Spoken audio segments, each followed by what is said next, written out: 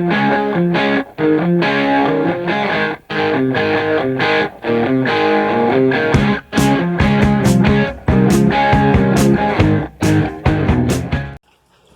YouTube, Hickory Stick back with you again. The reason why I'm making this video is because I bought a new toy. Well, you know, we've been using 4570 and we've been shooting it out of my B78. I have been neck sizing the brass. I have not been full length sizing it. I've been neck sizing it just like you would with a bottleneck cartridge. Because number one, I want my brass to last longer. Number two, I wanted to form it to the chamber of that particular gun. So I've just been neck sizing it. Well, when I set myself up with reloading, I went out and bought the only neck sizing die that I could find for a 4570. And that was this Lyman 45 short neck sizer. And it was supposed to work for 4570, 45 Colt, I think 454 Casel. It was a multi-caliber die. And it works okay, but the thing about it is when you use it to size a piece of 4570 brass, no matter how I set it, you see I've got the lock ring set here, it sizes the brass all the way down to here. So it sizes half the case. It doesn't just size the neck of the case. Another thing about it is that since it is a multi-caliber die and a 45 multi-caliber die, it sizes the brass down to essentially 452 size. So if you take a pair of calipers and you measure the inside of the brass here, like so, after it's sized, it's between 452 and 453 is what you get out of it. So it's too small for a 458 caliber bullet. But that's all I had on hand. That's all I was able to use. So I tried my full length sizer. My full length sizer sizes it to about 455. I have a Lee full length sizer. But I don't really want a full length sizer every time because I don't want to work my brass that hard, number one. Number two, I want to fire form it to the chamber. I was chasing a squirrel the other day on the internet, and the squirrel led me to this. This is a Lee Collet neck sizer for the 4570. Now this is a big old hulking die. This is one of their large series die. It does not thread into a 7/8 by 14. This threads into a 1 1/4 by 12 pitch. But it is a Collet neck sizer for a 4570. Apparently they made a run of these a few years ago. I don't know if they just wasn't popular, they didn't sell well, or what, but they just apparently made a small run of them. I believe that they will still make you one out of their custom shop if you ask them to. But this is a Collet neck sizer, just like their Collet neck sizers for the 30-06 and the 22-250 and all other bottleneck cases. And I am a huge fan of their Collet neck sizers. I think they do the best. I don't really see, you know, you've got your bushy neck sizers. You've got your this type of neck sizer where it's basically just a short full-length sizer. There's multiple different kinds of neck sizers out there, and I just don't really see how you could get better than the Collet neck sizer because it number one, it requires no lubricant. Number two, it chucks everything up nice and straight and it squeezes just like that. That's all you have to do. If you take one of our 4570 cases here, let's just grab a random one. You put it in, the mandrel inside is just the right size. Your case lines up nice and tight in there with your depriming pin. Everything's nice and square, and it gives a nice square squeeze to the case. And it only sizes the case that far down, just past the bottom of your bullet. So it's a nice neck-sized case, just like you would do with a bottleneck cartridge. So we've got this big old bad boy. Now I've got it already set for mine. Now my rock chucker Actually, I think all rock chuckers come with this bushing in it.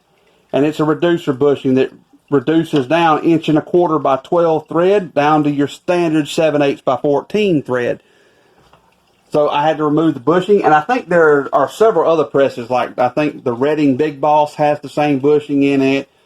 I think there's a couple Lyman presses that have it. The Brassmith 8 does not have that in there. It only accepts 7/8 by 14. But there's a lot of single stage presses that have that bushing that you can unscrew it, and you can screw in these big 1¼ by 12 thread dies. And it works. This one works just like any other collet neck sizer that we've got.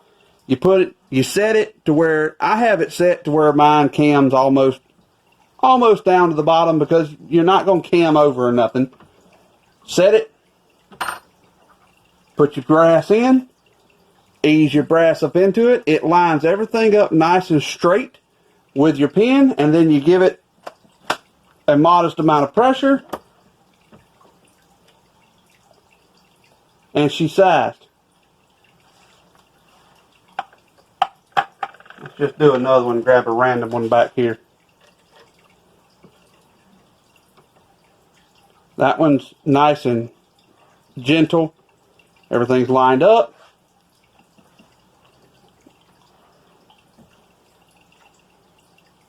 And it's sized. Sized beautifully. And you can feel the transition right there. And you're probably never going to be able to see it. You may be able to see it's a little bit smaller on the end.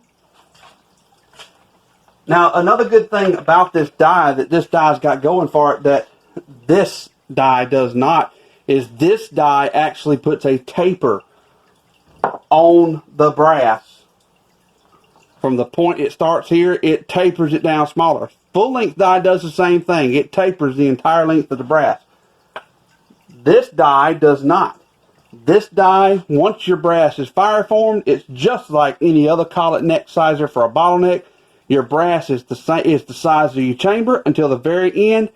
I pulled this die apart and looked at the mandrel inside of it. There's no taper to the mandrel. It's nice and straight and square.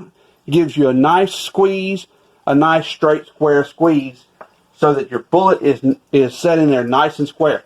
I'm going to load a couple of rounds for you. I've got this one here that has been sized with the other die. And I've got this one that has been sized with the new neck sizer die. And we're going to load these two. I've got powder in them. I've got 57 grains of IMR 3031, which I'm going to be coming out with a video in a week or so, where we're going to do some more testing with our Sierras with IMR 3031 and IMR 4198. So I loaded the first two just so we could load them in this video. So let's load these bad boys up. We're shooting for a cartridge overall length of 2.525.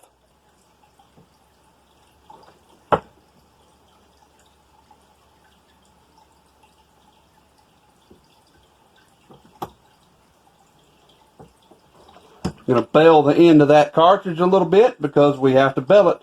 One thing that I am soon to invest in is going to be a Hornady cedar die like we have with these. We're going to seat the cantilever. And this is 2.519. But we're going to call that good because it is right about dead center of the cantilever, which is where I want to be with it. Since it's got a cantilever, we'll seat to it. We're going to throw a crimp on it. Now, what I want you to see, and I hope that you can, is that when we look at this round, this is the one that was short sized with a short sizer. If you can see it, look along there. Here's where the sizer started. And you see it goes up and it kind of tapers in until it gets to the bullet, and then it bulges back out. A lot of times the issue that I have had is the bullet will actually seat in here lopsided over to one side. And I feel that the reason why it's doing that is because it's the die itself is sizing the brass down too small. This new Collet die is sizing the brass down to an internal dimension of 457, which is beautiful. I shouldn't even have to bell the case mounts.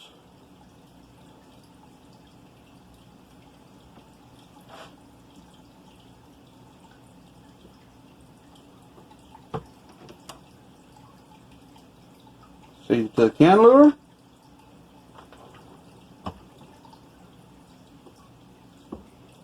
A nice crimp. Now when you look at this one,